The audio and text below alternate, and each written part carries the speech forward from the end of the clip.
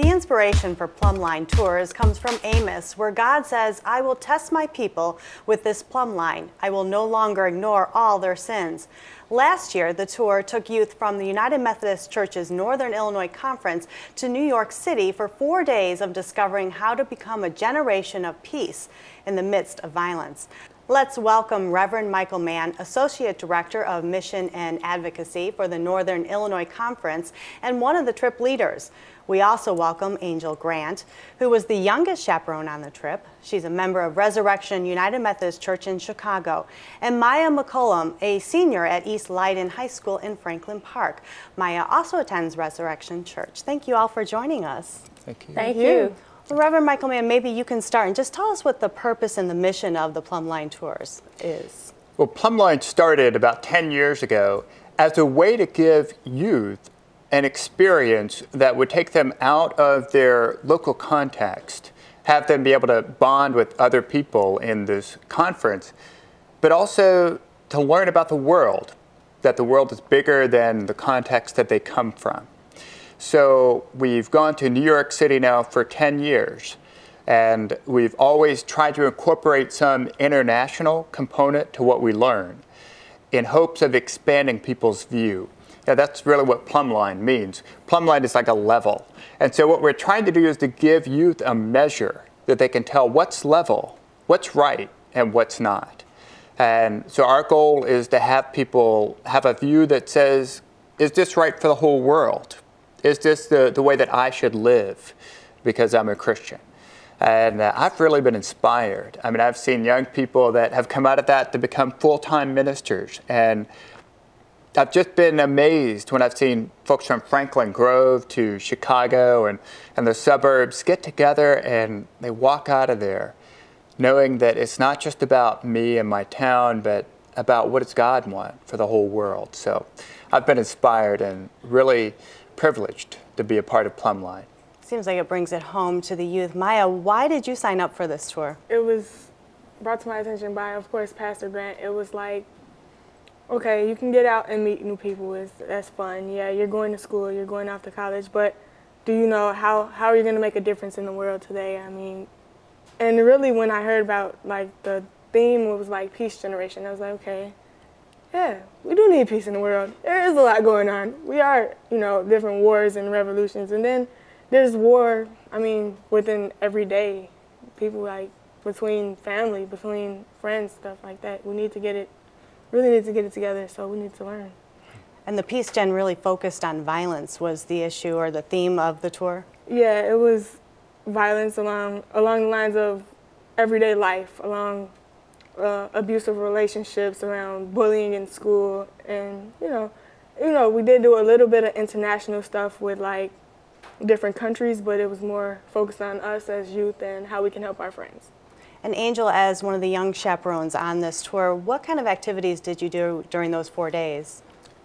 We did things from as just seeing different sites and places that were in New York that were important. We got to see Occupy Wall Street protesters and that whole thing. We got to see all the different places where they do the business down there on Wall Street, all of those different buildings. We got to see different landmarks like Central Park. We got to walk through there some.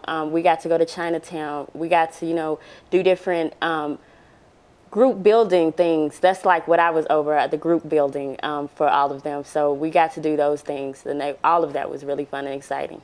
And you visited Ground Zero. Can you tell us a little bit about that experience?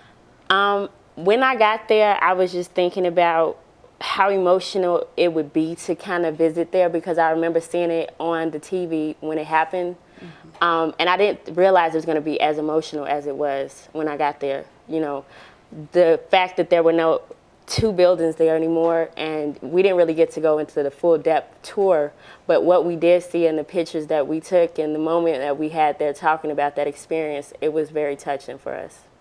Maya, tell us about that experience for you, and what did you bring back home with that? Well, going to Ground Zero it was really touching, actually. We all stood around in a circle, started talking about half of them could remember where we were, and we were nothing but 6 and 7 at the time. So we were all like, Oh, I remember I was in school or I was watching TV. I remember my mom sitting in front of the TV and, crying because she knew someone there. It was just like, wow, I never, that never really hit home until you're there and you're like, I can't believe I remember all of this. It was really hard, actually.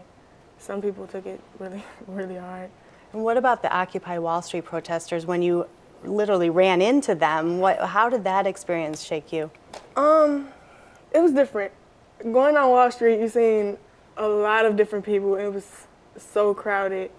But we did get a chance to speak to like 3 different teachers and high school level to grammar school level. They did explain like what they were there for and, what it really meant to them and what it should mean to us as youth, as us being, getting our education and still in school. It was really different, cool. I've never actually been to a protest, so. Well, Reverend Michael Mann, can you explain a little bit how this tour you think deepens the faith of the youth that go on it, and what kind of experience you think they bring back to them when they go back to their churches, their schools? Mm-hmm. We start every day with worship, and worship is a key part of what we do, because we read the scriptures from the standpoint of what does the scripture say about bullying or violence against women? Would Jesus really want any of these things to happen? And so what we want our youth to do is to take that back to their churches. And we've had youth who've preached and spoken on the scriptures. They've learned the experiences that they've had. And others who just start to read scripture with a new lens, a new eye, to what does this have to say about the way that I live in the world, the way that violence exists, and how can I overcome it? Maya, maybe you can talk a little bit about the hands-on project that you addressed women in violence issues with. Can you talk about these t-shirts? Well, we did actually make our Not a Wife Beater t-shirts.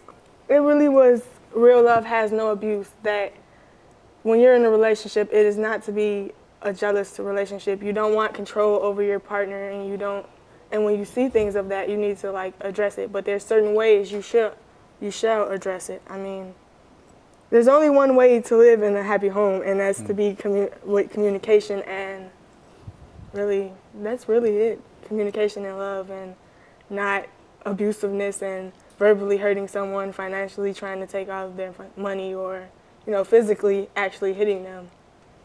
It was really cool making the shirts though. We had a lot of fun.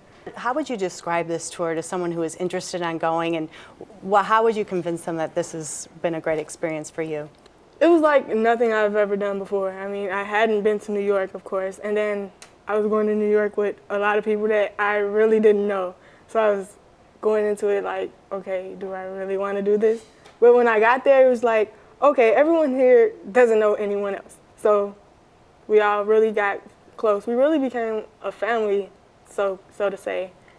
We slept together. We did everything. When we walked around, you had new friends. We come home, friends, still friends now. It's like ate together, walked together, learned together. Thank you all for joining us. I really appreciate you sharing your stories and more information on this wonderful trip and experience that you all enjoyed. I'm Anne Marie Gerhardt for the Greater Chicago Broadcast Ministries. Keep the faith.